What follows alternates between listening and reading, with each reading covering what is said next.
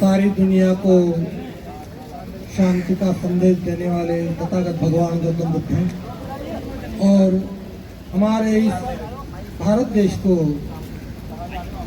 भारतीय संविधान के माध्यम से समता, स्वतंत्रता, बंधुता और न्याय का संदेश देने वाले परम पूज्य बोधिसत्व डॉक्टर बाबा साहब अम्बेडकर, इनके पावन स्मृति को नमन करते हुए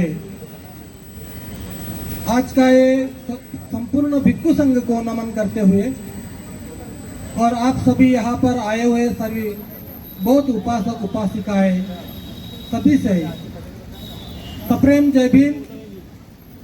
आज हम लोग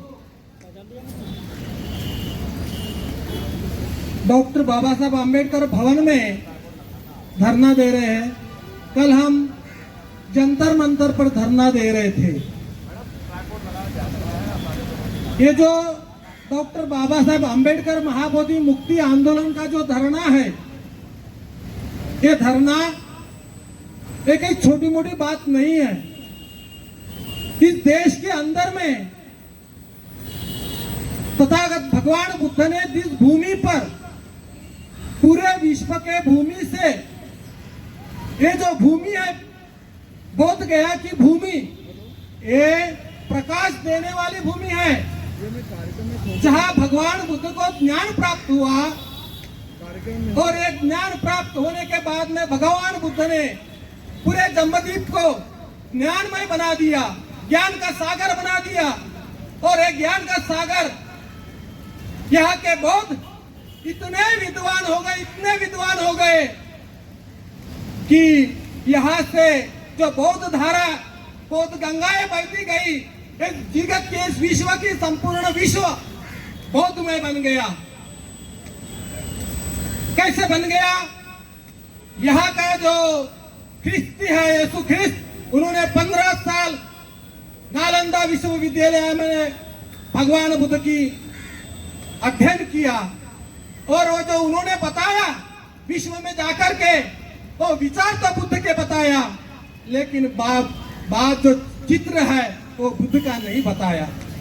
उसके बाद में पैगंबर जो है, पैगंबर ने तक्षशिला में 14 साल का अध्ययन किया, वहां से बुद्ध की स्टडी की और बुद्ध के विचार उन्होंने अफगान में जो भी राष्ट्र है उसके अंदर उन्होंने बुद्ध के विचार बताए। विचार तो बुद्ध के गए, सिर्फ बुद्ध का नाम नहीं गया, फिर भी उनके कुरान में बुद्ध का अपमान नहीं कर सकते लिखा हुआ है।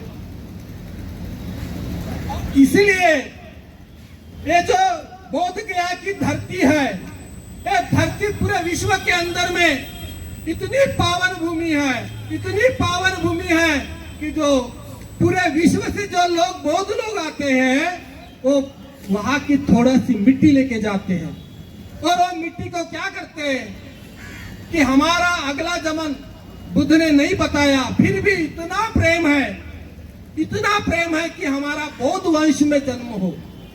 क्यों?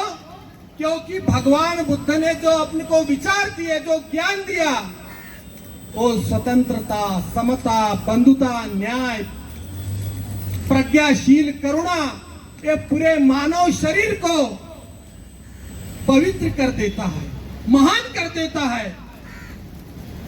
ये विचारधारा, इसीलिए बाबा साहब ने, आप एक किताब है इल्म गुरुजी की, बाबा साहब वहां पर बोलते हैं कि मेरा जो शरीर है पूरा धम्ममय हो गया है, मेरी संपूर्ण काया और वाणी शरीर पूरा धम्ममय हो गया है। सुनो कि बाबा साहब किस अवस्था तक पहुंच गए थे। मुझे जो बाबा साहब भगवान बुद्ध दिखता है, बाबा साहब कह रहे हैं कि मुझे जो भगवान बुद्ध की तस्वीर दिखती है, भगवान बुद्ध का जो रूप दिखता है, वो कहीं नहीं दिखता, वैसी मूर्ति कहीं नहीं दिखती है। इसलिए बाबा साहब ने चित्रकला सीखा और बाबा साहब भगवान बुद्ध का चरित्र, उसका एक तस्वीर बनाया, बहुत ही सुंदर बनाया। इसलिए ये महाबोधि की जो जगह है, वो जगह क्या है? ज्ञान की ऊर्जा देने वाली जगह है, समता, स्वतंत्रता, बंधुता देने वाली जगह है। चीनी स्वामी यात्री ने लिखा है कि भारत के जो लोग हैं वो बहुत ही दयावान है, धर्मवान है, अतिथि का बहुत स्वागत करते हैं, बहुत मान सम्मान आदर्श करते हैं। ऐसे लोग हमने कहीं नहीं देखा है। तो भारत स्वर्ग है। भारत क्या है? स्वर्ग है। अतिथियों का, बाहर के विदेशियों का बहुत ही आदर और सम्मान करते हैं। ऐसी जो संस्कृति भारत के अंदर जो निर्माण हुई, भगवान बुद्ध के ज्ञान के कारण हुई। और ये लोग जो कब्जा करके बैठे हैं, वो लोग नहीं चाहते कि फिर से वो भगवान बुद्ध का करुणामय धम्म, एक दूसरे को बंधुता में, एक दूसरे को प्रेम से बांधने वाला धम्म फिर से यहाँ पर जीवित हो, फिर से वो निर्माण हो। इसीलिए भगवान बुद्ध का जो पवित्र जगह है वो छोड़ना नहीं चाहते। इसलिए हम लोग अपनी पूरी ताकत लगा के हमारे सुखों का, हमारे सुख चैन का त्याग करके हम लोगों ने इस आंदोलन को समर्पित होकर आकाश लामा जी को और करुणा कीर्ति भंते जी को और प्रज्ञाशील भंते जी को हम सहकार्य करके इस आंदोलन की ताकत बढ़ाए, शक्ति बढ़ाए। इसी के साथ मैं धन्यवाद देते हुए सप्रेम जय भीम, नमो बुद्धाय।